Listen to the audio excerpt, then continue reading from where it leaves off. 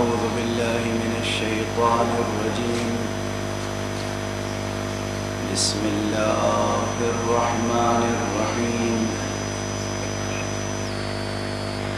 الحمد لله رب العالمين، والصلاة والسلام على أشرف الخلائق أجمعين، سيدنا وسيد الأولين والآخرين، حبيبنا وحبيب إله العالمين، إمام المرسلين وخاتم النبيين، شفيع المذنبين ورحمة للعالمين، أبي القاسم المصطفى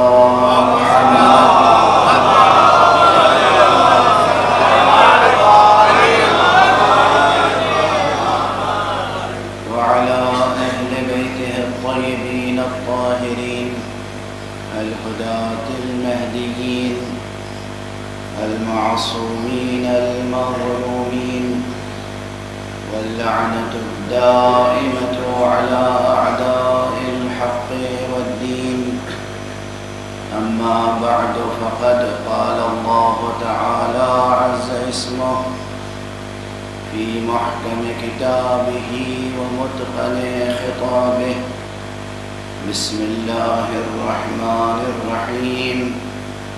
هو الذي أنزل عليك الكتاب منه آيات محكمات هن أم الكتاب وأخر متشابهات.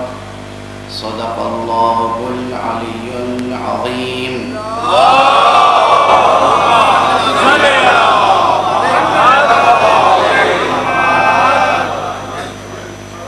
ایک مرتبہ اور بلند تر صدق اللہ.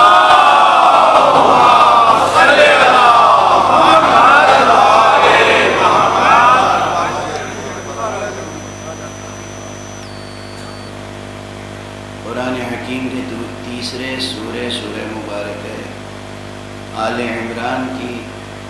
یہ ایک انتہائی فکر انگیز آیت ہے جو علوم القرآن کے بعض انتہائی بنیادی، اساسی اور محتم بالشان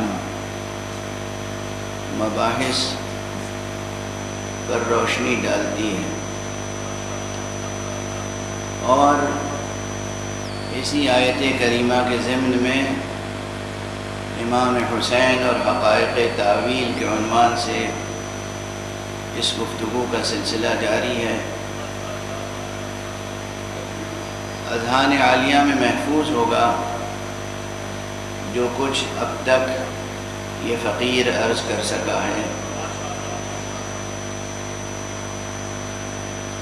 قرآن مجید کے آیات کے تعلق سے محکمات اور متشابہات کی بحث بہت عظیم الشان ہے، اور بزرگان علماء میں سے ہر عالم نے اپنے اپنے انداز سے تعریف کی ہے. تو اب طالب علمانہ گفتگو کا تقاضا یہ ہوتا ہے کہ کسی نتیجے تک پہنچنے کے لیے جتنے علماء پہلے نظریے پیش کر چکے ہیں ان سب پر نظر ڈالی جائے، اور پھر کوئی بات اس سے اخذ کی جائے نتیجے کے طور پر. اس لیے کہ کہنے والوں نے تو بہت کچھ کہا، لیکن یہ سب کہنے والے غیر معصوم ہیں. حرف آخر صرف کلام معصوم ہے. اگر کہیں معصوم کا کلام موجود ہے اور یہ ثابت ہے کہ معصوم کا کلام ہے تو بس وہاں بات ختم ہو گئی. کلام معصوم وہ حد ارتقاء ذہن بشری ہے کہ جس آخری حد پر جا کر انسانی ذہن مطالب قرآنیہ کو اخذ کر سکتا ہے. لیکن بات اگر کلام معصوم تک نہیں پہنچی، تو پھر کوئی بھی ہو، کتنا ہی بڑا عالم ہو، اس کا احترام ملحوظ رکھا جائے گا، لیکن اس کی بات کو نگاہ تنقید سے دیکھا جائے گا، اس لیے کہ معصوم نہیں ہے۔ یعنی یہ جسارت نہیں ہے، یہ جرأت نہیں ہے، یہ کسی قسم کی گستاخی نہیں ہے کہ آپ کسی بڑے سے بڑے عالم کی بات پر تنقیدی نگاہ ڈالیں، بلکہ یہ سچی طالب علمانہ شان ہوتی ہے، چونکہ طلب ہے کس کی؟ طلب ہے علم کی۔ علم اور یقین، اس کی طلب بڑی اہمیت رکھتی ہے، اور جب تک اصل معنی تک نہ پہنچ جائے انسان، یقین حاصل نہیں ہوتا۔ یعنی یہ فطرت انسانی ہے، جب تک اصل معنی تک نہ پہنچ جائے یقین حاصل نہیں ہوتا۔ یقین میں اور معنی میں ایک رشتہ ہے،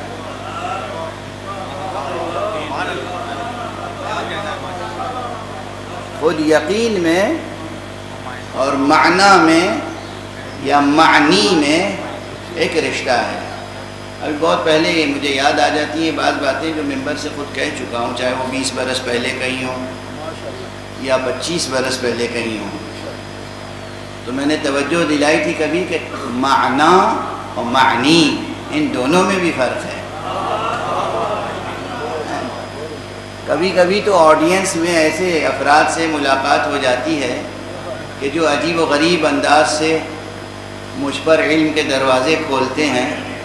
مثلاً کبھی کبھی میں نامتناہی کہتا ہوں اور کبھی لامتناہی کہتا ہوں، تو لوگ سوال کرتے ہیں کہ ہم سوچتے رہتے ہیں کہ یہ غلط کب کہہ رہے ہیں، صحیح کب کہہ رہے ہیں۔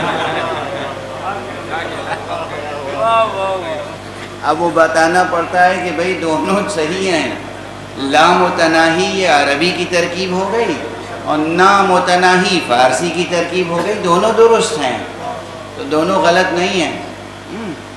معنی یہ بھی ایک کلمہ ہے اور معنی وہ بھی ایک کلمہ ہے، اور دونوں الفاظ کے معانی میں فرق اور امتیاز اور تفاوت بھی ہے۔ ایک صلوات پڑھ دیجیے۔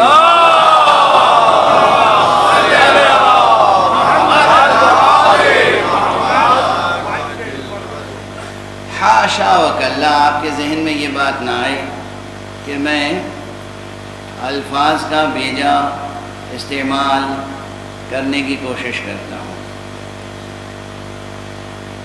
دقیق حکیمانہ مسائل، فلسفیانہ مسائل، اس کو ان کی مخصوص اصطلاحوں سے نکال کر عام فہم انداز میں پیش کرنے کی کوشش کرتا ہوں،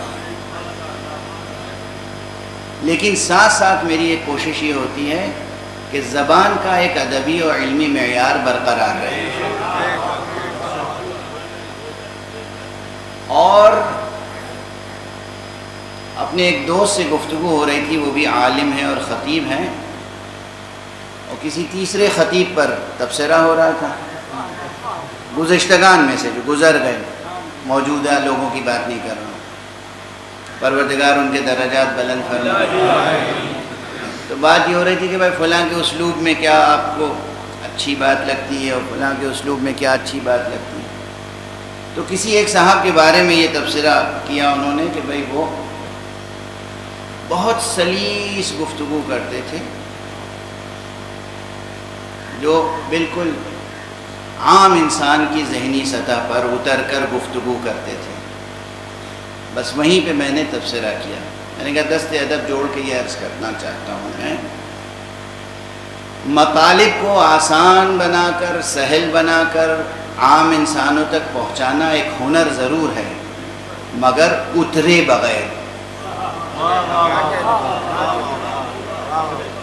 یہ جو آپ نے کہا عام ذہن پر اتر کر، وہ اس میں ایک پہلو ہے خطیب ممبر حسینی ممبر پر بلند ہوتا ہے، اترنے کا حق اسے نہیں ہے۔ کسی پستی میں اترنے کی بات کر رہا ہوں۔ آپ 1 گھنٹے تقریر کیجئے، بہت آسان تقریر کیجئے، مگر عمدن بھی 2-4 لفظ نئے ضرور استعمال کیجئے تاکہ سننے والے جوان ان نئے الفاظ کی جستجو میں خود کوششیں آغاز کریں۔ اگر آپ نے کوئی ایک نیا لفظ بھی نہیں دیا تو پھر کیا دیا؟ اور ہمارے یہ نہیں ہے مقصد کہ اپنی زبادانی کا اظہار کیا جائے، اپنے علم کا اظہار کیا جائے، نہیں، کچھ ایسی بات ضرور کی جائے کہ علم کے نئے دروازے کھلیں، اور علم کی کلید بڑی حد تک زبان ہے، یہ الفاظ، نیا لفظ سامنے آئے گا، نئے معانی کی جستجو ہوگی۔ بہرحال یہ الفاظ اور معانی کی جستجو ہی ہے جو محکم اور متشابہ تک لے جاتی ہے۔ کل میں نے عرض کیا تھا کہ بعض الفاظ ایسے ہیں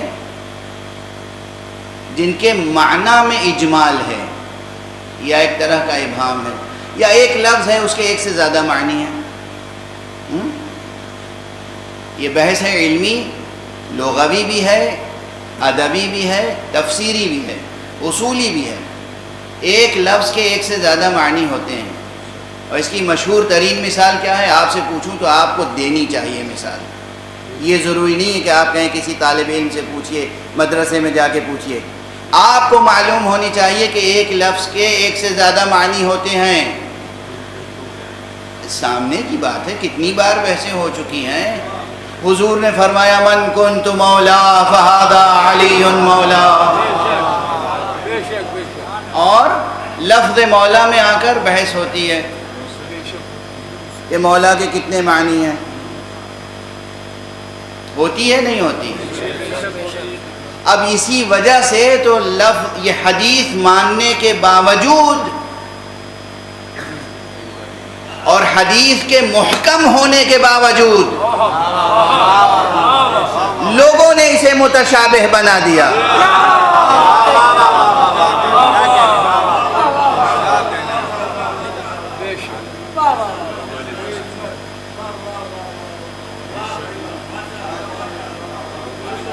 حدیث،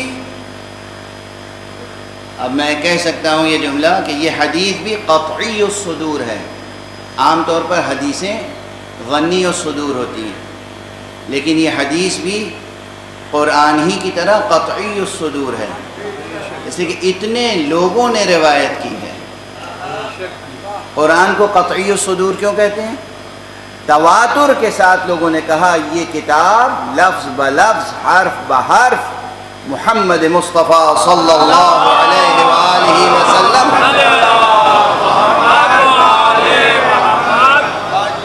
سے ہم تک پہنچی بالتواتر، قطعی تواتر۔ تواتر کا یقین حاصل ہو جاتا ہے کہ حضور نے یہ کہا۔ پوری امت نقل کرتی ہے کہ حضور نے سورہ فاتحہ تعلیم فرمایا، پوری امت نقل کرتی ہے کہ حضور نے سورہ بقرہ تعلیم فرمایا، پوری امت نقل کرتی ہے اسی طرح ہر آیت سے متعلق کہ حضور نے یہ آیت تعلیم فرمائی اور کہا کہ جبرائیل علیہ السلام یہ کلام باری تمہاری ہدایت کے لیے لائے ہیں۔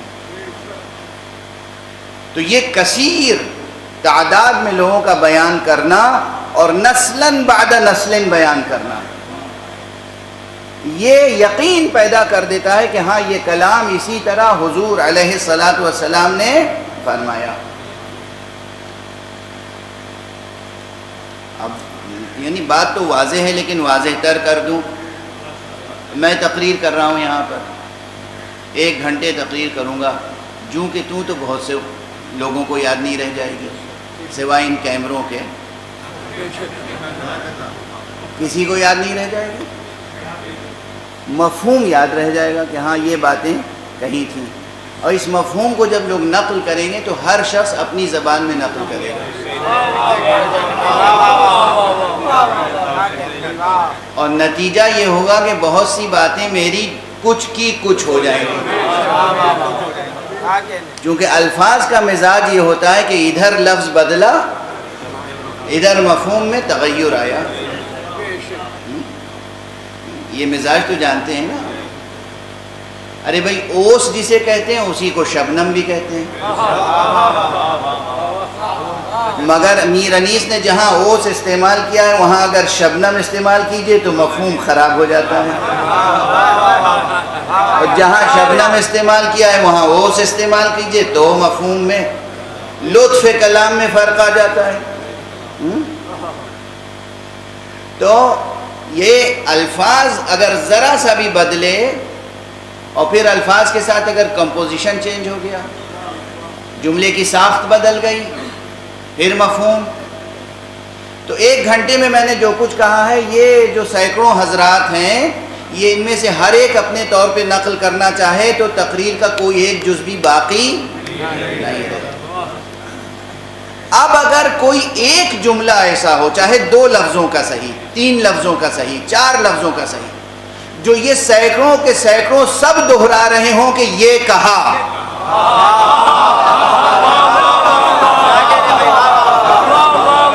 اب اس میں کسی شک کی گنجائش نہیں رہ جائے گی، بھائی کچھ کہا ہو یا نہ کہا ہو، یہ کہا۔ سمجھے آپ تواتر کسے کہتے ہیں؟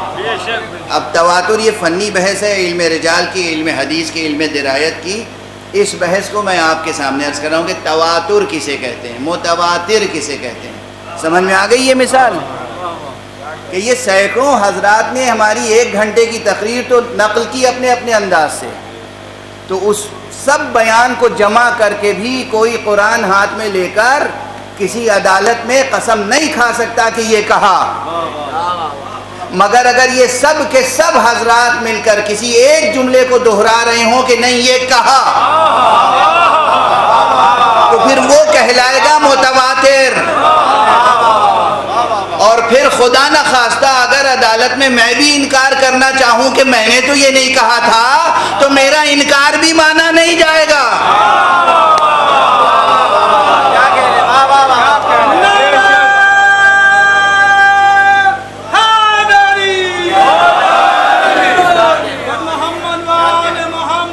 یہ تو دنیاوی مثال تھی،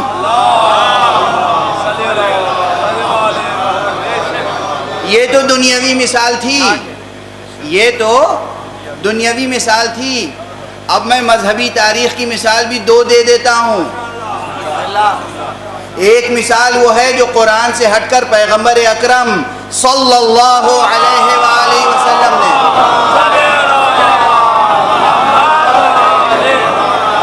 ارشاد فرمایا تھا، 1 گھنٹے سے زیادہ تقریر فرمائی تھی میدان غدیر میں، کم از کم 12 صفحوں پر تقریر لکھی گئی ہے، مگر اس کے ایک ایک جملے دوسرے راویوں نے الگ الگ اپنے اپنے انداز سے نقل کیے، اسی لیے اس میں اشتباہ ہوا کہ یہ کہا تھا یا نہیں، یہ کہا تھا یا نہیں، یہ کہا تھا یا نہیں، مگر جتنے صحابی تھے سب کے سب اس ایک جملے پہ متفق تھے کہ آپ نے فرمایا من کنت مولا فہذا علی مولا۔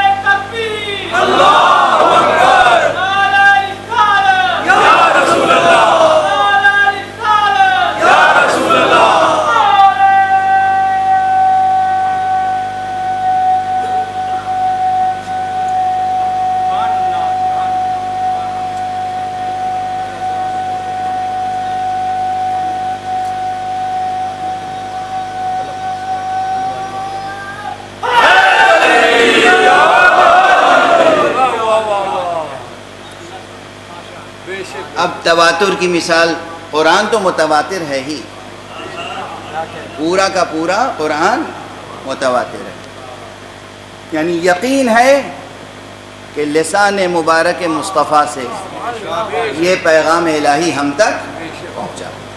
اس کے بعد جو حدیث ہے، حدیث کی حرمت ہے، حدیث کی تقدیس ہے، حدیث کی اہمیت ہے، کسی بھی فقرے کے لیے یہ یقین حاصل ہو جائے کہ حضور نے ارشاد فرمایا ہے، تو پھر بات تمام اس ارشاد کا بطور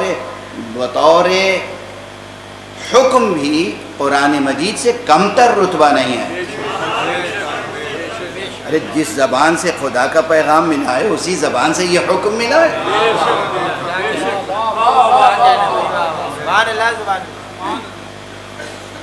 تو یہ حدیث مبارک بھی پورے سرمایہ حدیث میں، جس طرح پورے قرآن کے شروع میں بسم اللہ ہے،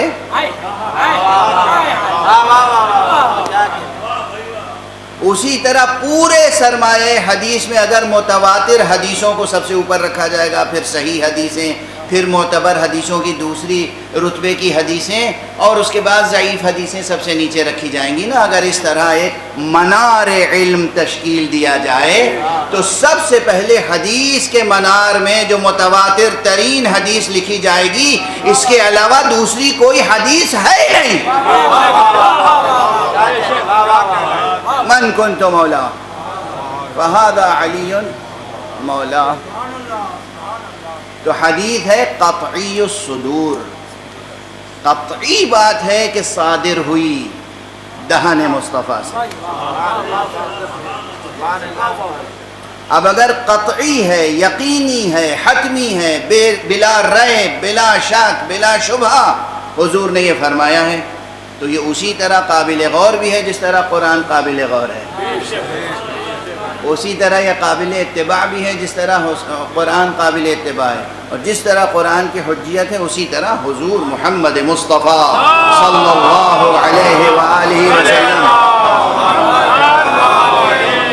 یہ ارشاد مبارک کی حجیت ہے۔ حجیت کے کیا معنی ہوتے ہیں؟ بات سے بات پیدا ہوتی ہے۔ اب یہ بھی ایک اصطلاح ہے، حجیت اور حجت ہم لوگ بہت استعمال کرتے ہیں ممبر سے، میرے علاوہ دوسرے خطبہ بھی استعمال کرتے ہوں گے۔ اب مجھے نہیں معلوم کتنے لوگ سمجھتے ہوں گے اس لیے کہ اردو میں تو حجت کرنے کے معنی صرف ایک ہیں، ہے نا، لڑے جانا، زباں درازی کرنا، اپنی بات پہ اڑے رہنا، دوسرے سے لڑے جانا، اسی کو کہتے ہیں حجت۔ حجت کے یہ معنی نہیں ہے، اصل عربی میں حجت کے یہ معنی نہیں ہے۔ پھر حجت کے کیا معنی ہے اور حجت کے فقہی معنی کیا ہے، فقہی تعریف، ڈیفینیشن کیا ہے، یہ سمجھ لیجئے۔ اب اس کو بہت آسان کر کے تمہید میں، مثالوں میں وقت صرف ہو جائے گا، بہت آسان کر کے آپ سے عرض کر رہا ہوں۔ حجت ہر وہ قول خدا، ہر وہ امر خدا، اور ہر وہ امر پیغمبر، اور ہمارے ہاں ہر وہ امر معصوم۔ اور اگر صرف سب کو جوڑ کر ایک جملے میں کہیں تو کہیں ہر وہ امر معصوم، کیونکہ خدا بھی معصوم ہے۔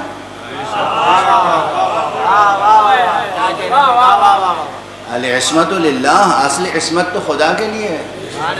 خدا معصوم، خدا کا کلام معصوم، خدا کا رسول معصوم، اور پھر رسول جسے کہہ دے معصوم وہ معصوم۔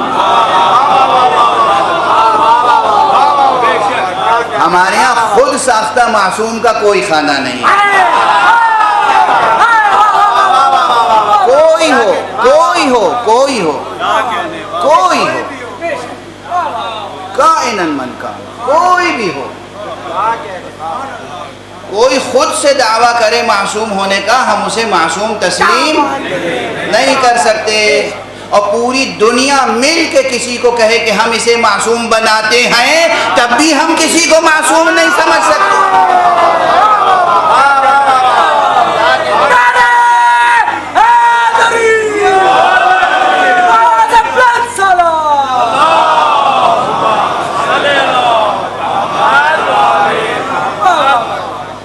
یعنی خدا کی قسم، کرۂ ارض کے جتنے انسان ہیں، جتنے انسان، اور اسے بڑھا دوں، جتنے کرۂ ارض کے اوپر ٹہل رہے ہیں، گھوم رہے ہیں، جی رہے ہیں، حیٌ یرزق، وہ، اور جتنے زمین کے اندر دفن ہو چکے ہیں، وہ سب مل کے کسی کے لیے گواہی دے کہ ہم اس کو معصوم بناتے ہیں، ہم اسے کبھی معصوم نہیں سمجھیں گے، لیکن اگر کوئی ایک معصوم کسی دوسرے کو معصوم کہہ دے تو وہ معصوم ہے۔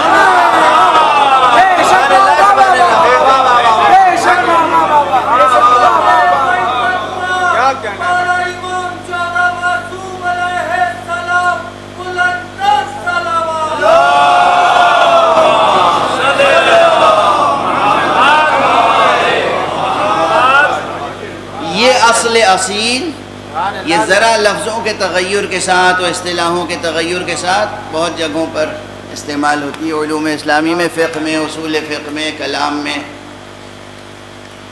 تو معصوم کا قول چاہے اللہ کا قول ہو، چاہے رسول اللہ کا قول ہو، چاہے اس ذات کا قول ہو جسے رسول نے معصوم قرار دیا ہو، اس کا قول حجت ہے۔ حجت ہے یعنی بات تمام ہو گئی، اب ہمارے لیے منجزیت و معذریت ہے۔ منجزیت معذریت یہ کیا ہوگی؟ ایک کے بعد ایک سخت سے سخت لفظ آ رہے ہیں۔ یہ اردو نہیں ہے میاں، یہ عربی اور علمی زبان و اصطلاحیں ہیں، مگر میرا عزم ہے، میرا مشن ہے کہ ان اصطلاحوں سے آپ واقف ہوں۔ آپ میں سے کتنے سائنٹسٹ ہیں مگر کتنے سائنسی الفاظ سے آپ واقف ہیں؟ واقف ہیں نہیں ہیں۔ آپ میں سے کتنے ہیں جو ویسٹرن کلچر کو اچھی طرح جانتے ہیں؟ آپ کا تو ایسٹرن کلچر ہے، آپ کا اسلامی کلچر ہے، لیکن آپ ان کے کلچر کی اصطلاحوں سے واقف ہیں؟ تو آپ کو اپنے اسلامی ثقافت کے کلمات سے واقف ہونا چاہیے۔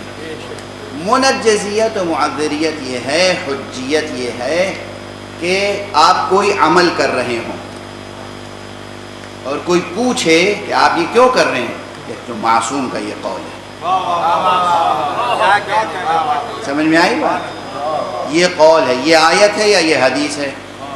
اب آپ سے کوئی باز پرس نہیں کرے گا، یا آپ کچھ نہ کر رہے ہوں، ساری دنیا کر رہی ہے، آپ نہیں کر رہے ہیں،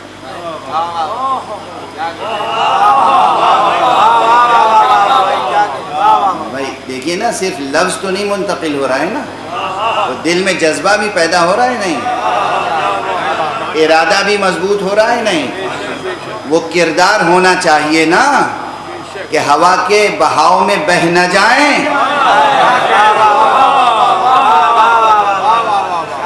جب کوئی پوچھے ساری دنیا یہ کر رہی ہے، آپ کیوں نہیں کر رہے ہیں، تو آپ کہہ سکیں اللہ کا فرمان ہے یا رسول اللہ کا فرمان ہے، انہوں نے اس کام کے لیے منع کیا اس لیے نہیں کر رہے۔ واضح ہوئی بات؟ اور یہ دنیا تک نہیں آئے۔ منجزیت و معذریت کے معنی یہ ہے کہ روز محشر خدا اگر کسی بندے مسلم سے پوچھے، اپنے کسی بندے سے پوچھے تم نے یہ کیوں کیا، کہ ہم تک رسول کا یہ فرمان پہنچا تھا، حساب تمام۔ پروردگار پوچھے تم نے یہ کیوں نہیں کیا، کہا رسول اللہ کی کوئی حدیث نہیں تھی ہمارے سامنے، یا یہ ارشاد تھا جس میں منع کیا گیا تھا، حساب تمام۔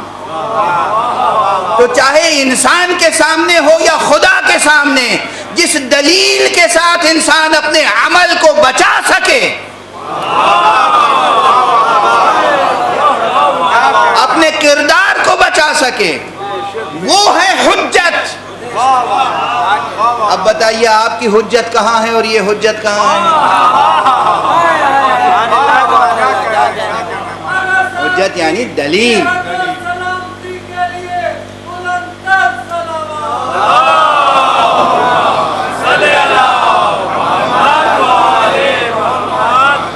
ایک اور بلندر صلوات پڑھیں۔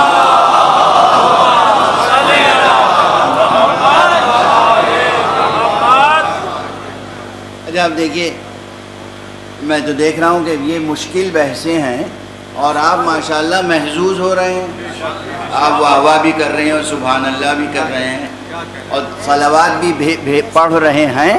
اس کے معنی یہ ہے کہ پیغام منتقل ہو رہا ہے۔ اچھا اب کیا یہ صرف میں نے اصطلاحیں بتائیں اور الفاظ نئے نئے استعمال کر لیا آپ کے سامنے اور کوئی اس کا اثر نہیں ہے؟ اثر تو ہوگا، اثر تو ہونا چاہیے۔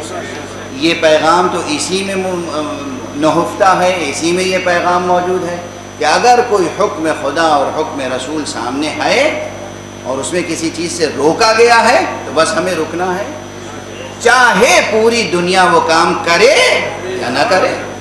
ہمیں دنیا سے غرض ہے یا خدا سے، خالق دنیا سے؟ دنیا سے غرض ہے یا خالق دنیا سے؟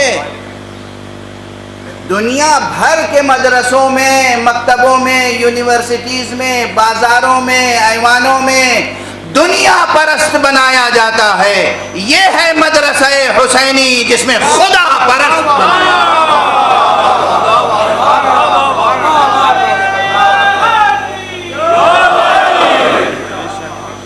پوری دنیا کسی یزید کی بیعت کر لے،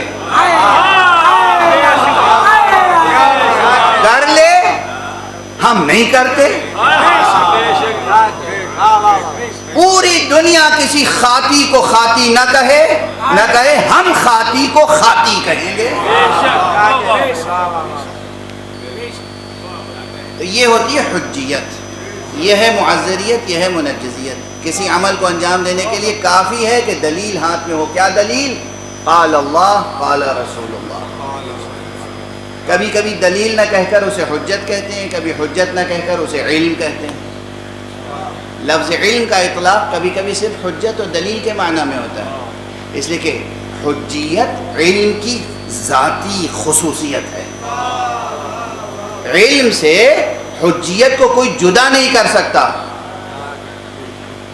یعنی اگر علم ہے تو اس کے مطابق عمل کرنا پڑے گا، اور اگر علم ہوتے ہوئے عمل نہیں کیا تو پھر گنہگار ہوگا انسان، پھر گنہگار ہوگا انسان۔ تو علم کی یہ حجیت جو ہے یہ ذاتی وصف ہے۔ قاطع یا علم، لفظ علم، اور پھر لفظ علم ایک عام معنی میں ہے اور ایک لفظ علم خاص معنی میں ہے۔ وہ خاص معنی کیا ہے؟ دین کے دائرے میں، دین کے دائرے میں قال آئنسٹائن علم نہیں ہے، قال نیوٹن علم نہیں ہے، قال ایڈم اسمتھ علم نہیں ہے، قال کارل مارکس علم نہیں ہے۔ بس دو ہی ہیں، قال اللہ قال رسول اللہ صلی اللہ علیہ وآلہ۔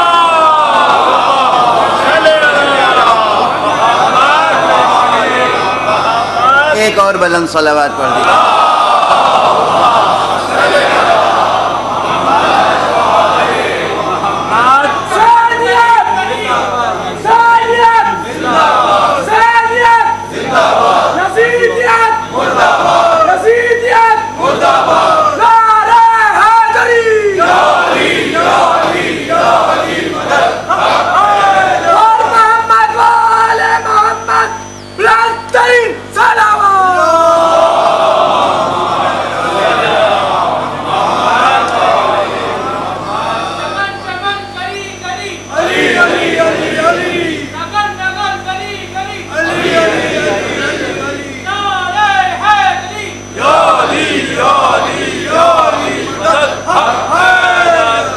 ماشاءاللہ۔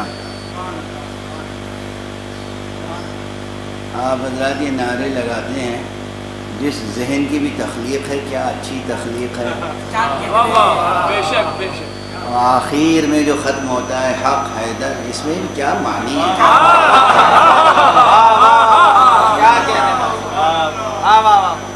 خدا کی قسم، خدا نے اس دنیا میں اگر کسی حق کو پہچنوایا ہے تو وہ حیدر ہے۔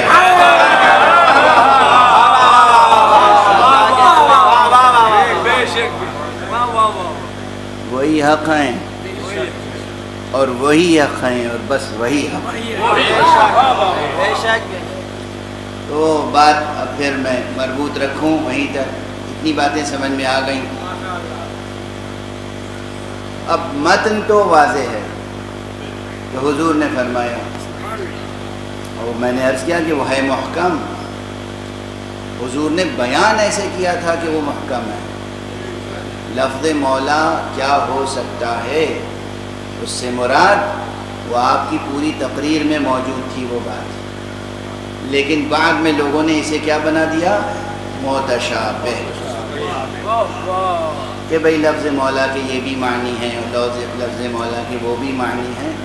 حالانکہ جتنے منکر ہیں نا پڑھے لکھے سب جانتے ہیں لفظ مولا کے کیا معنی ہیں. میں بس دست ادب یہ جوڑ کے کہتا ہوں، ہم سے جتنی چاہے بحث کر لو، کرتے رہو، ہمیں رنج ہوتا ہے، دکھ ہوتا ہے، دل سوزی بس یہ ہے کہ وہاں کیا جواب دو گے.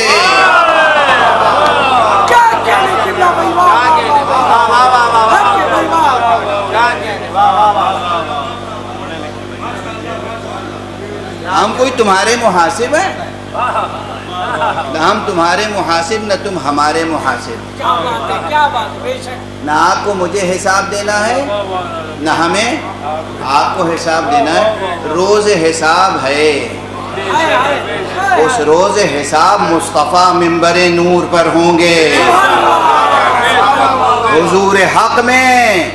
اس موقع پر کیا جواب دیں گے جب اللہ سبحانہ و تعالی دریافت کرے گا، میرے حبیب، میرے پیغمبر، میرے نبی مصطفیٰ نے یہ پیغام پہنچایا تھا، تم نے کیسے اس پیغام کو ضائع کر دیا؟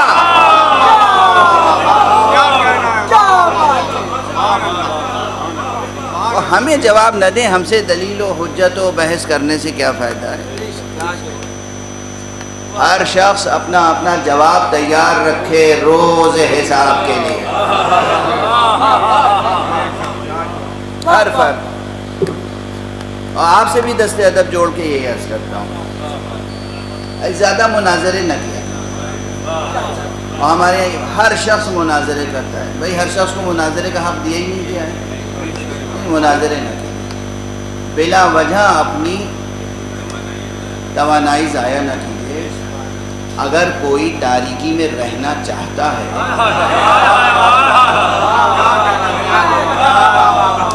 تو آپ کس لیے لے جا کے چراغ اس کے گھر میں رکھ رہے ہیں بار بار؟ آپ چراغ رکھنے وہ بجھائے جا رہا ہے، آپ شمع جلاتے ہیں بجھا دیتا ہے، آپ شمع جلاتے ہیں وہ بجھا دیتا ہے. بار بار جب شمع جلائیں اور کوئی بجھاتا رہے تو آخر میں فیصلہ عقل کا یہی ہوتا ہے کہ اب یہ شمع فانوس میں اپنے پاس رکھ لو یا پردہ غیب میں رکھو. صلوات پڑھ دیں محمد والے.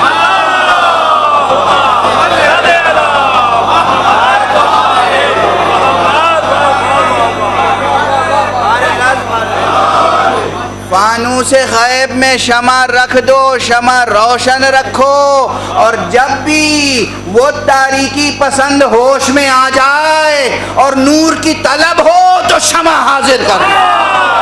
صلوات پڑھ دیں محمد والے.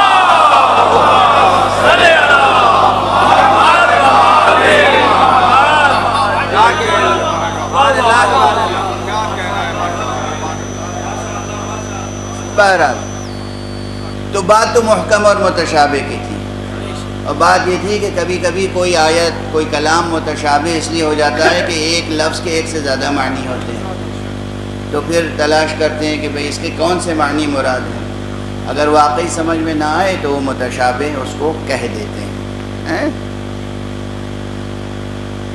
قرآن مجید میں ایک کلام ہے، مثال کے طور پر آج ایک کی مثال دے رہا ہوں اور بہت مشہور مثال، سورہ مبارکہ اخلاص.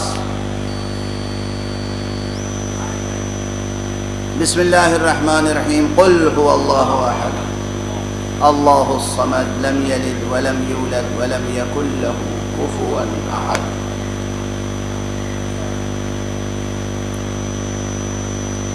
اس سورے میں ایک لفظ ایسا ہے جس کے معنی ذرا مشکل ہے، الصمد. اب ڈکشنری اٹھا کے لوگ دیکھتے ہیں سمد کے کیا معنی. یہ اختلاف اسی وقت ہوا صدر اسلام میں، حضور کے فوراً بعد، اور بہت سے لوگ اس وقت بھی مدعیان علم تھے. مدعی بننے میں کیا خرچ ہوتا ہے؟ تو ایک دوسرے کے سامنے اپنی اپنی لا علمی کا اظہار کیا کرتے تھے.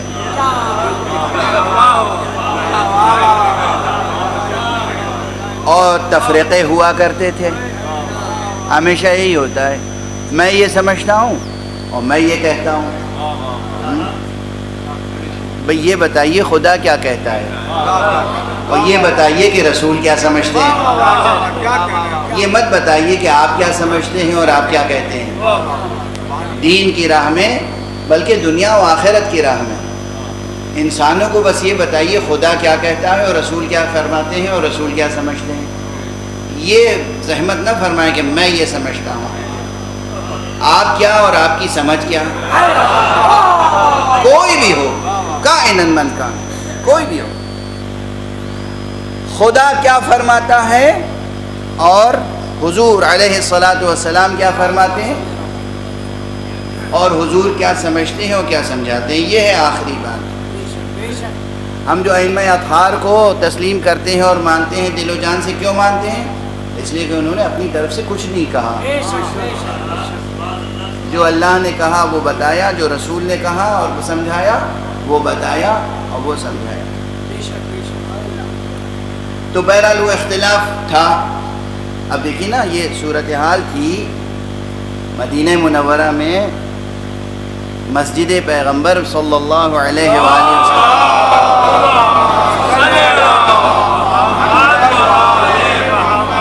خود حیات پیغمبر میں یہ کیفیت تھی کہ حضور موجود ہیں، حضور کے اوپر ایمان لا چکے ہیں، حضور کے ہاتھوں پہ بیعت کر چکے ہیں.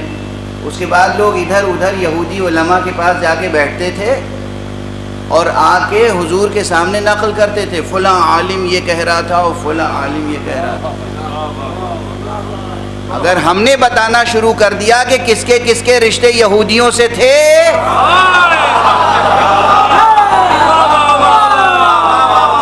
تو بہت مشکل ہو جائے گی.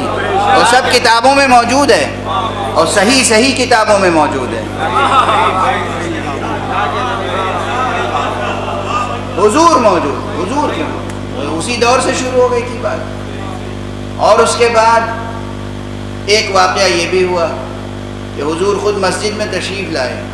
میں گلہ کر چکا ہوں نا کہ لفظ علامہ کا کیا استعمال ہوتا ہے. حضور مسجد میں تشریف لائے تو دیکھا کہ ایک حلقہ بنا ہوا ہے اور ایک صاحب گویا شمع محفل بنے ہوئے.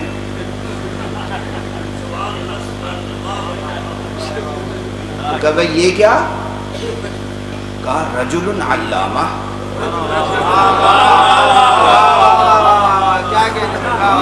اب زویکی علامہ کی کہاں تک تاریخ پہنچی ہے. لفظ علامہ عربی میں مبالغے کے لیے آتا ہے. یہ تائے تانیث نہیں ہے. عموماً عربی اسماء میں تائے تانیث لگا کے مؤنث بنایا جاتا ہے. تو علامہ عالم کا مؤنث نہیں ہے. علامہ یعنی بہت علم رکھنے والا، فہامہ یعنی بہت فہم رکھنے والا ہے. مبالغے کے لیے ہر زبان کی اپنی جمالیات ہوتی ہے. تو کہا یہ بہت علم رکھنے والا شخص ہے. حضور کے سامنے اس کا ذکر کر رہے ہیں، یہ بہت علم رکھنے والا شخص ہے. کیا ذوق ہے ماشاءاللہ. حضور سے کہہ رہے ہیں یہ بہت علم رکھنے والا ہے. کہا کیا مطلب بہت علم رکھنے والا؟ کہا انصاب عرب سے خوب واقف ہے، اشعار عرب سے خوب واقف ہے. کہا اسے علم نہیں کہتے.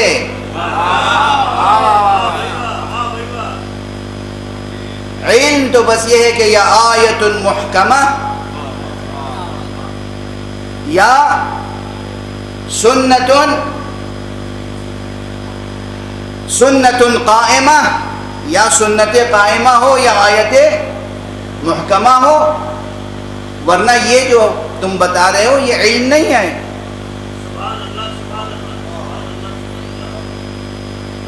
یہی صورتحال آج تک ہے کہ یا قول خدا ہو یا پھر قول رسول صلی اللہ علیہ وآلہ.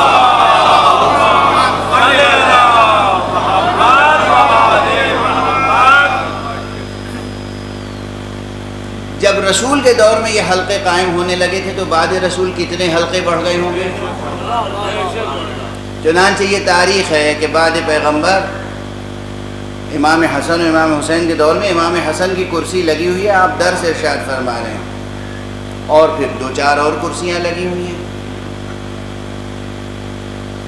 یعنی غور کیجئے، وہ وجود مبارک و مقدس جس کو رسول نے اپنی زبان چسائی ہو اور جس کی زبان چوسی ہو، جو جزو جان پیغمبر ہے، جو خود قرآن ناطق ہے، وہ موجود ہے اور تفسیر قرآن بیان کر رہا ہے، اور جس کے لیے رسول کہہ چکے ہیں کہ یہ اہل جنت کا سید و سردار ہے۔ پھر پوری امت کا مزاج کیا ہونا چاہیے تھا؟ سب بیٹھ کر سنتے، ہمتن گوش ہوتے، دل کے کانوں سے سنتے کہ جزو بضعِ پیغمبر، جزء پیغمبر کیا ارشاد فرما رہے ہیں، مگر ہر ایک نے اپنی اپنی کرسیاں الگ الگ لگائی کہ ہم بھی کچھ جانتے ہیں، ہم بھی منہ میں زبان رکھتے ہیں۔ تو اختلافات پیدا ہوئے۔ اب دور حضرت آقا ابو عبداللہ الحسین علیہ السلام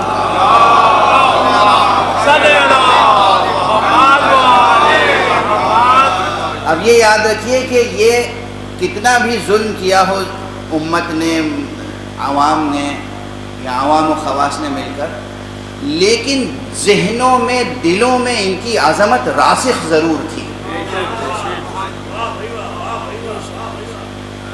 یعنی ان کی علمی مرجعیت تھی سب کے ذہن میں۔ مرجعیت سمجھے؟ مرجع یعنی جہاں پلٹ کے آئے انسان اپنے آخری فیصلے کے لیے، اسے کہتے ہیں علمی مرجعیت، ٹھیک ہے نا؟ جو آخری امید، آخری سہارا، آخری منزل ہو کہ بھئی یہاں سے مسئلہ جو حل ہوگا وہ حل ہے۔ آج بھی جو مرجع تقلید کہلاتا ہے، وہ کیوں مرجع کہلاتا ہے؟ مرجع یعنی وہ جس کی طرف رجوع کیا جائے۔ کسی میں یہاں اختلاف ہو جائے کہ اس آیت کے یہ معنی ہے، اس آیت کے یہ معنی ہے، اس حدیث کے یہ معنی ہے، اس حدیث کے یہ معنی ہے، تو اصل معنی کون بتائے گا؟ کہ چلیے صاحب سیستانی صاحب سے پوچھ لیتے ہیں اس حدیث کے کیا معنی ہے۔ بس عقل سلیم کا تقاضا یہی ہے۔ یہ اور بات ہے کہ یوٹیوب پر بیٹھ کر آپ سیستانی صاحب کو حدیث کے معنی بتائیں۔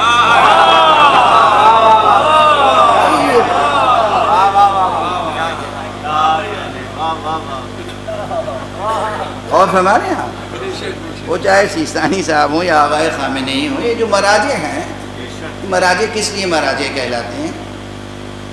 جو اٹک اٹک کے ہجے کر کر کے آپ عبارت پڑھنے کی کوشش کر رہے ہیں اور پھر اس کے معنی بیان کر رہے ہیں، بھئی وہ لوگ بچپن سے اب تک ان کا کام ہی ہے دن رات حدیثوں کو پڑھنا، اور ایک بار نہیں بار بار پڑھنا، بار بار پڑھنا، بار بار پڑھنا،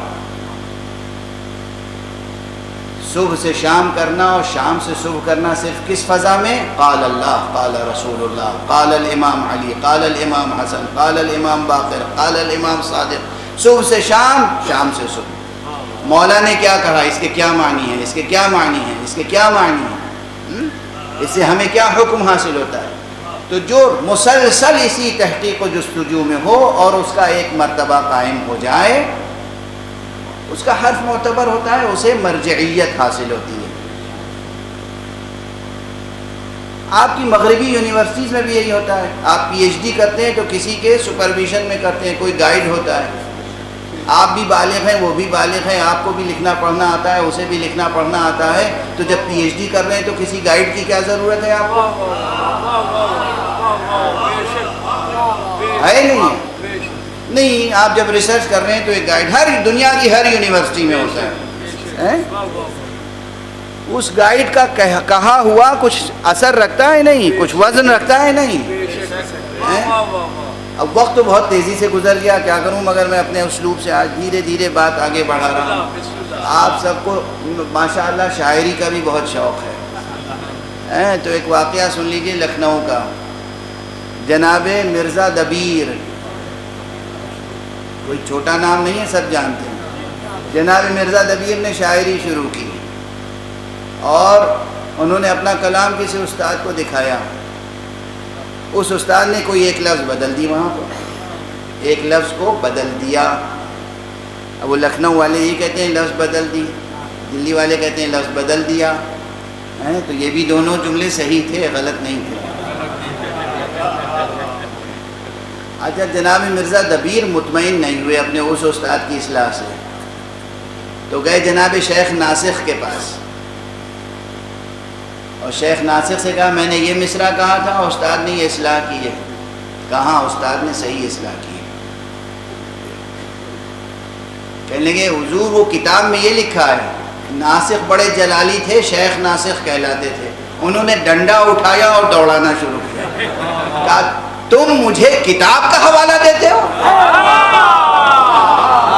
کتاب پڑھتے پڑھتے میاں ہم خود کتاب ہو چکے ہیں. ہمارا کہا حجت ہے.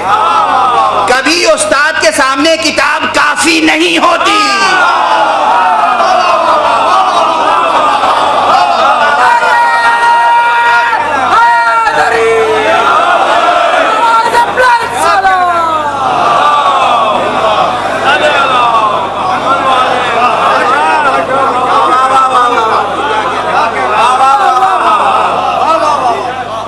مجھے بتاؤ گے کتاب میں کیا لکھا ہے؟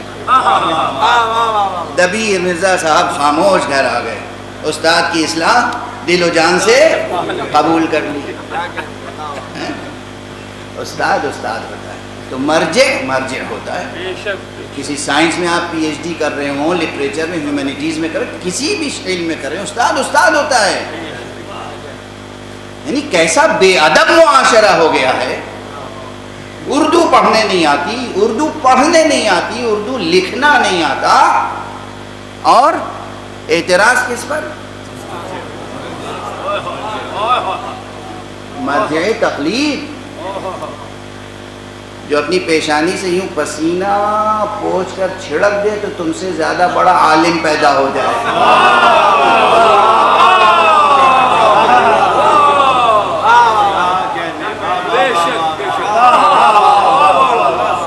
آپ کیا سمجھتے ہیں اپنے علماء کو؟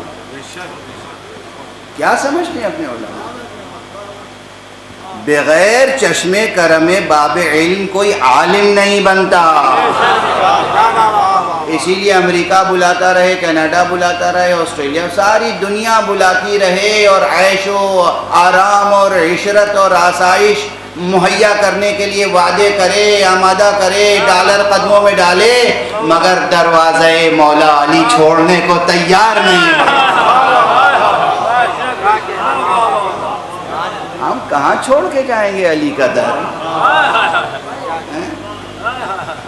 یہ وہ علماء ہیں، ان کے سامنے آپ اپنے عشق کا حوالہ دیں گے. آپ زیادہ مولا علی کا عشق رکھتے ہیں؟ آپ زیادہ امامت سے وفا رکھتے ہیں؟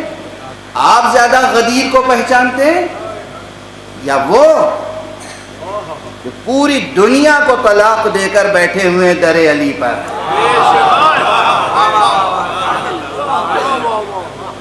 بہرحال بس اتنا جملہ کافی. ایک ہوتی ہے علمی مرجعیت، جہاں ہر شخص سوچتا ہے کہ ہاں یہاں سے جواب ملے گا.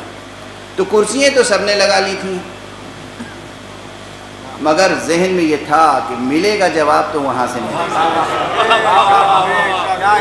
تو آقا حسین علیہ السلام کے دور کا واقعہ ہے کہ سب کے سب لفظ صمد میں مختلف بھی ہو گئے. تو صمد کے کیا معنی ہے؟ ابھی بھی لفظ صمد کی بھی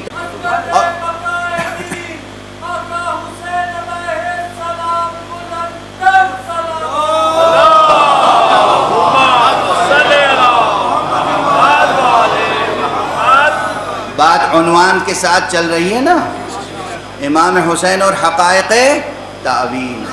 لفظ صمد کی تعویل میں بحث شروع ہوئی، حل کس نے کی؟ امام حسین.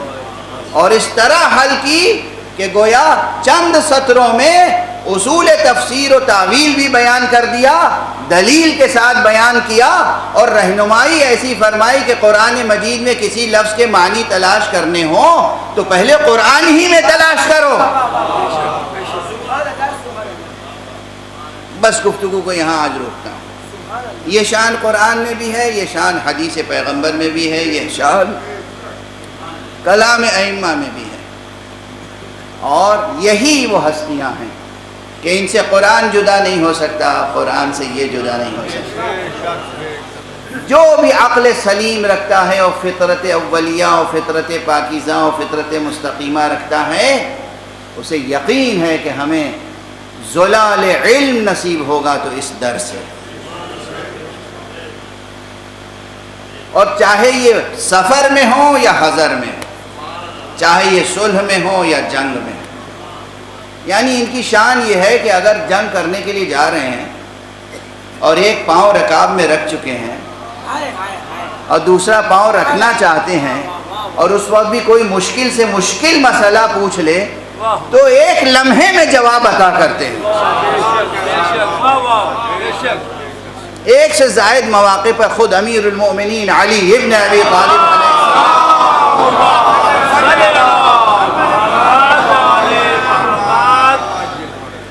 کی سیرت طیبہ میں یہ واقعات موجود ہیں، اور دیگر ائمہ کی شان میں بھی یہ واقعات موجود ہیں۔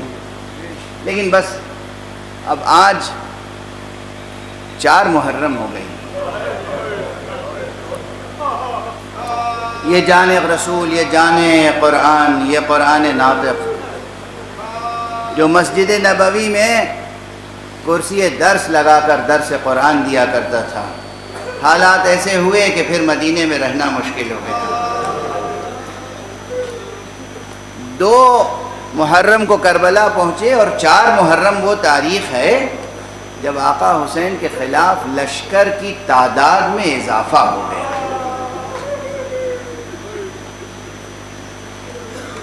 دھیرے دھیرے اب لشکر بڑھ رہا ہے، ادھر لشکر مخالفوں کا بڑھ رہا ہے اور ادھر آقا کی تنہائی میں اضافہ ہو رہا ہے۔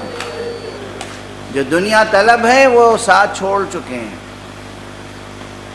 اور جو حق شناس ہیں ان کے ثبات قدم میں اضافہ ہوتا جا رہا ہے۔ اب وقت بالکل نہیں رہ گیا، اس لیے بہت تیزی سے آج جی چاہتا ہے کہ آقا کے اصحاب میں سے ایک ایسے صحابی کا تذکرہ کروں، آپ کے جانثاروں میں سے ایک ایسے جانثار کا جس کی ایک بڑی عظیم الشان تاریخ ہے، اور قیامت تک جتنے افراد بشر ہیں، جتنے انسان ہیں، ان تمام انسانوں کے لیے ایک بڑا نمونہ عمل اس کا کردار ہے۔ دیکھیے آقا امام حسین تو معصوم ہے، کوئی بھی غیر معصوم حسین نہیں بن سکتا۔ ہاں ان سے ہم ہدایت لیں گے، روشنی لیں گے، اور کوئی یہ سمجھ لے کہ ہم حسین بن سکتے ہیں، ناممکن۔ اور وہ تو معصوم ہیں، 14 معصومین میں سے ہیں، 12 اماموں میں سے ہیں۔ کیا کوئی علی اکبر بن سکتا ہے؟ کیا کوئی قاسم بن سکتا ہے؟ نہیں۔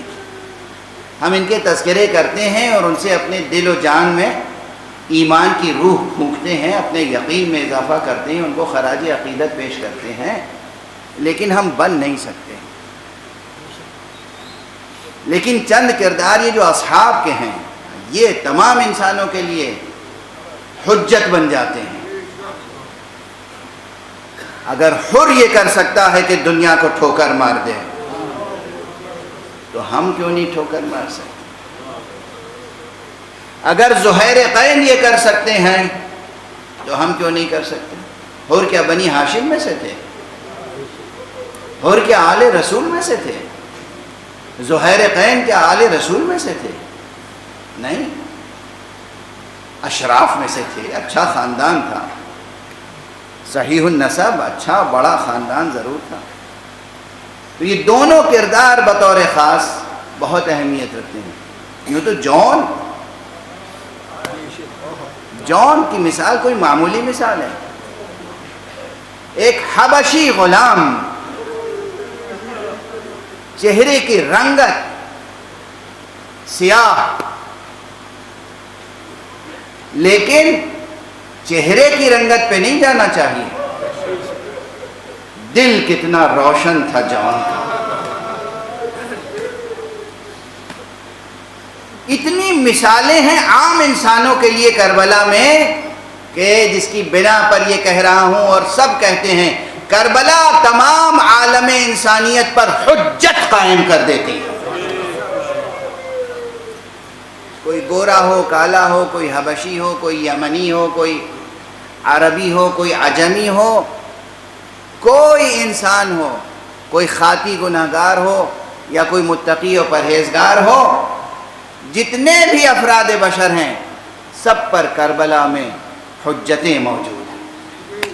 بس چند جملوں میں، حالانکہ آپ گریہ کرنے کے لیے آمادہ ہیں، میں کسی کا بھی تذکرہ کروں تو آپ گریہ کریں گے، لیکن زہیر کے تعلق سے 2-3 جملے عرض کریں۔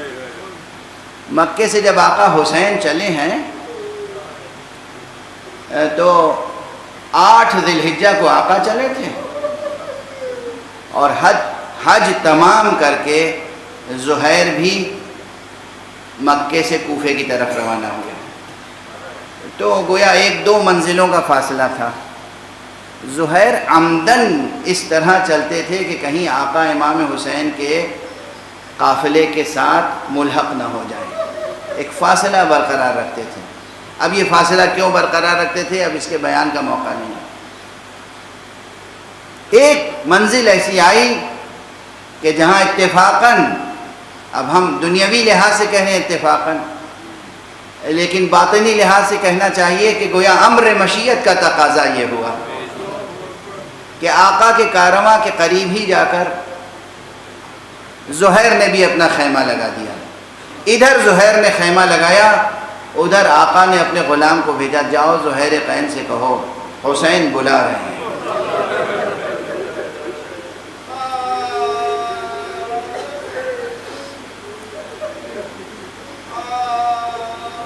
اب خیمے میں زہیر ہیں، اور زہیر باحیثیت انسان تھے، دانشور تھے، شجاع تھے، بہادر تھے، اپنے وقت کے نامی گرامی تھے، کوئی معمولی انسان نہیں تھے۔ تو یہ حضرات جب کوئی باحیثیت سفر کرتا ہے تو تنہا تو نہیں کرتا ہے، ان کے ساتھ غلام، بھائی، اہل خاندان، خدمت گزار، پورا کارواں تھا ان کا بھی۔ لیکن خیمے میں اس وقت وہ بیٹھے ہوئے تھے اور سامنے زوجہ۔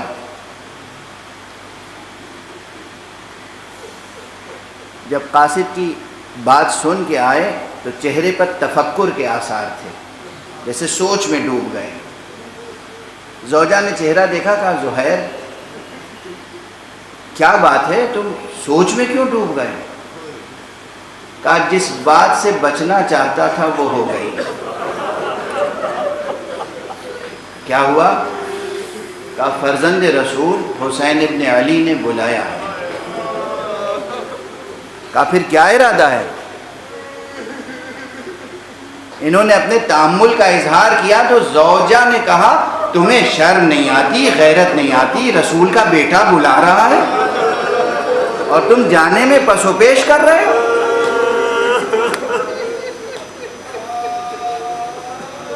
ایسی بامعرفت بیویاں ہونی چاہیے۔ آپ اپنی بچیوں کی ایسی تربیت کیجئے، اپنی خواتین کی ایسی تربیت کیجئے جو آپ کو ہمیشہ خدا کی طرف لے جائیں، حق کی طرف لے جائیں۔ زہیر نے کہا نہیں میں جاتا۔ اٹھے، آقا کی خدمت میں گئے۔ کیا گفتگو ہوئی آقا سے، چند کلمات گفتگو کے بعد واپس آئے تو چہرہ حشاش بشاش، وہ چہرہ جو سوچ میں ڈوبا ہوا تھا وہ چہرہ منور ہو رہا تھا، مشرق، دمکتا ہوا چہرہ۔ زوجہ نے دیکھا، کہا ہاں آقا سے ملاقات ہو گئی، فرزند رسول سے ملاقات ہو گئی؟ کہا ہاں ہو گئی، مگر میں ایک بڑا فیصلہ کر رہا ہوں، میں تمہیں طلاق دینا چاہتا ہوں۔ مجھے اچھی طرح یاد ہے، یہ میرا ہی جملہ ہے، میں نے اسی منبر سے کہا تھا دنیا میں تمام طلاقیں نفرت کی بنیاد پر ہوتی ہیں، اختلاف کی بنیاد پر ہوتی ہیں، تاریخ میں میری نگاہ میں یہ واحد طلاق ہے جو عشق کی بنیاد پر ہو۔ کہا زہیر یہ کیا کہہ رہے ہو؟ کہا مجھے تم سے بہت محبت ہے مگر میں طلاق اس لیے دینا چاہتا ہوں، مجھے معلوم ہے کہ میں اب آقا حسین کے ساتھ جاؤں گا اور شہید ہو جاؤں گا، اور مجھے یہ بھی معلوم ہے کہ آقا کی شہادت کے بعد آقا کے اہل حرم اسیر ہوں گے۔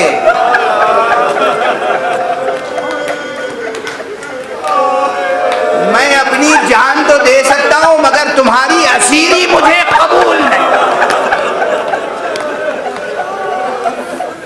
اجرکم علی اللہ، اجرکم۔ آئے آقا حسین، زہیر کو قبول نہیں ہے کہ اس کے گھر کی خواتین اسیر ہو جائیں، مگر آقا حسین کی شہادت کے بعد زینب بھی اسیر ہے، ام کلثوم اسیر ہیں، رباب اسیر ہیں، لیلا اسیر ہیں، سکینہ اور رقیہ اسیر ہیں۔ اجرکم علی اللہ، اجرکم علی اللہ۔ اس نے اپنا فیصلہ سنا دیا، فیصلہ نافذ کر دیا۔ یہ بی بی جدا ہو کے گئی نہیں کہیں۔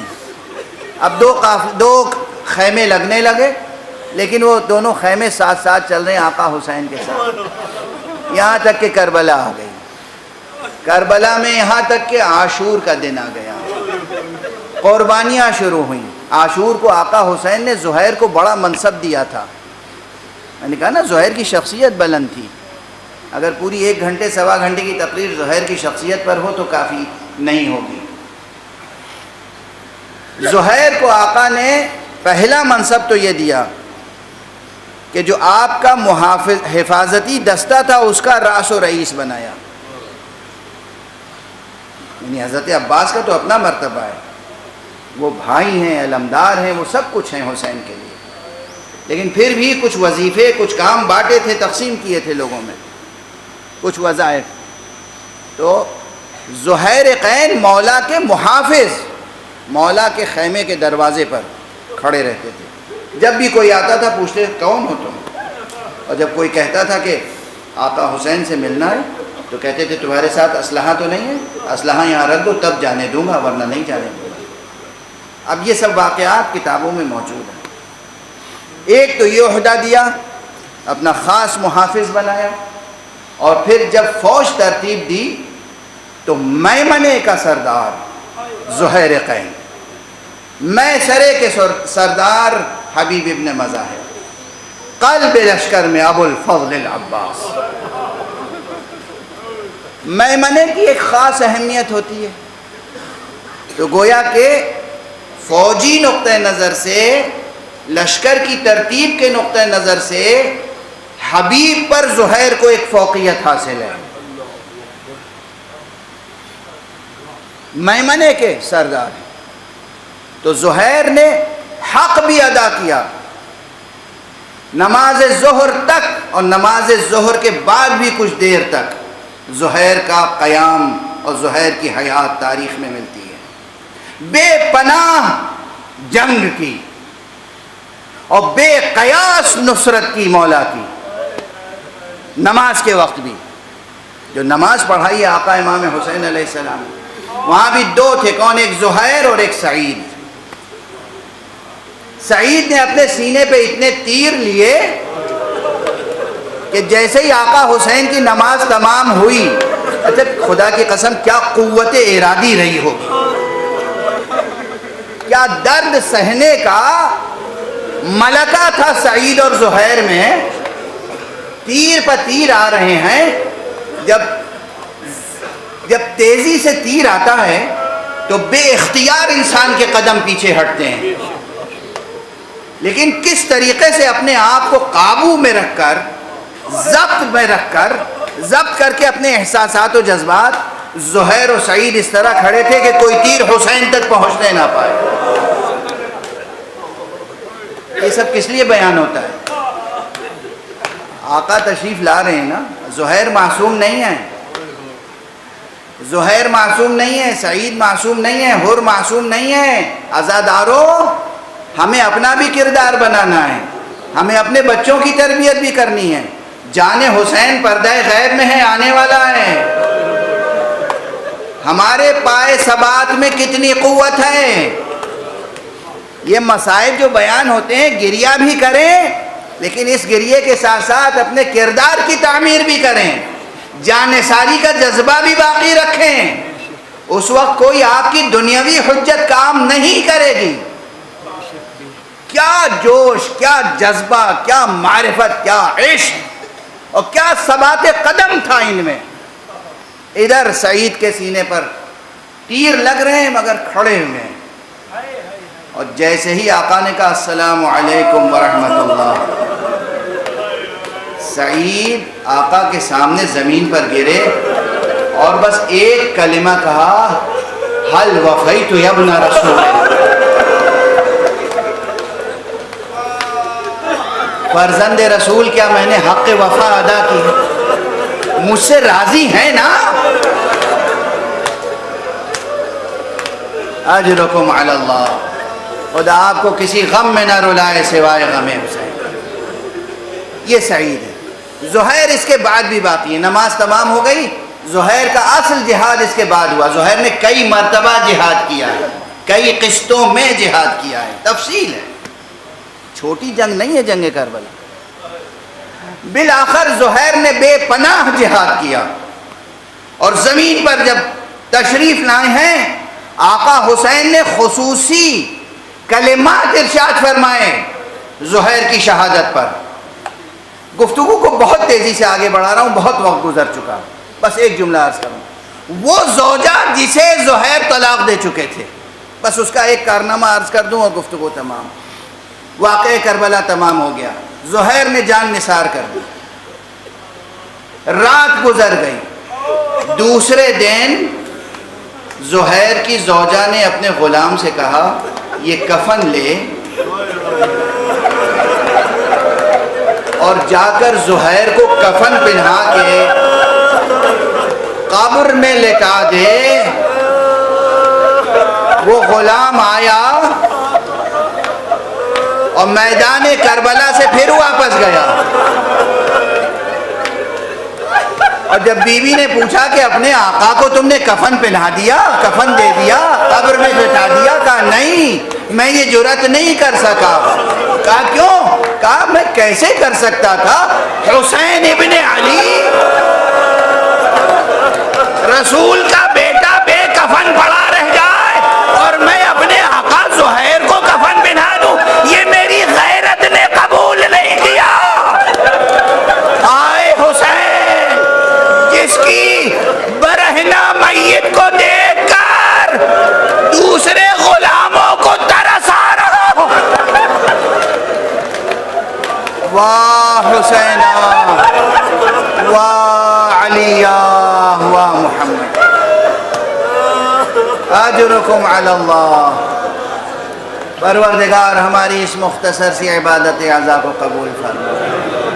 پروردگار معبود ہمیں علوم قرآن اور معارف اہل بیت سے آشنا فرما. پروردگار معبود ہمارے سروں پر علماء اعلام کا سایہ برقرار رکھے، ملت کو اتحاد، علم، آگہی، عبادت کا ذوق عطا فرما. پروردگار اپنے ولی آخر کو اذن ظہور عطا فرما اور ان کے ہاتھوں سے اپنی رحمت و رافت و عدالت کا پرچم.